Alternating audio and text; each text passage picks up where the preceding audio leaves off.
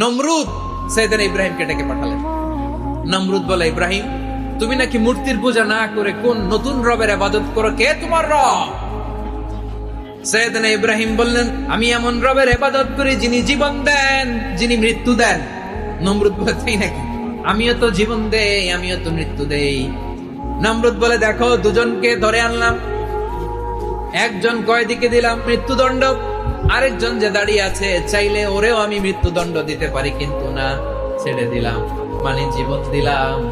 দেখো ইব্রাহিম, তোমার চোখের সামনে একজনকে মৃত্যু দিলাম, আরেকজনকে জীবন দিলাম। আল্লাহর খলিল ইব্রাহিম বললেন, নমরুদ, বুঝলাম তুমি জীবন দাও মৃত্যু দাও, দেখলাম।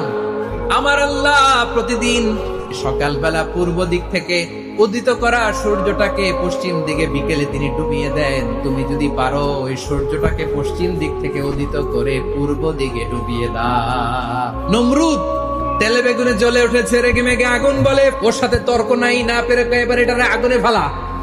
সাইয়েদনা ইব্রাহিমের হাতের মধ্যে রশি দিয়ে টাইট করে বাঁধা হলো, পায়ের মধ্যেও টাইট করে রশি দিয়ে বাঁধা হলো।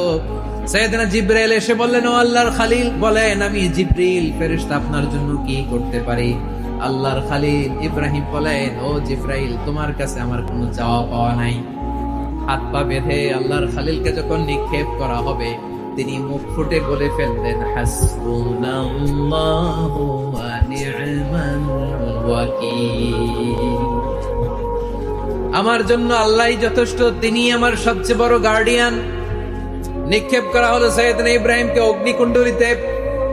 হাজার হাজার মানুষের দৃশ্য দেখার জন্য জড়ো হয়েছে এরকম বিশাল ময়দানে। কিন্তু কি অবাক করার ঘটনা, আল্লাহর খলিল ইব্রাহিম আগুনের কুণ্ডলের মধ্যে বসে বসে মানুষগুলোর দিকে তাকিয়ে হাসতে শুরু করে দেয়। কারণ আকাশ থেকে রব্বুল আলামিন স্পেশাল হুকুম জারি করেছেন।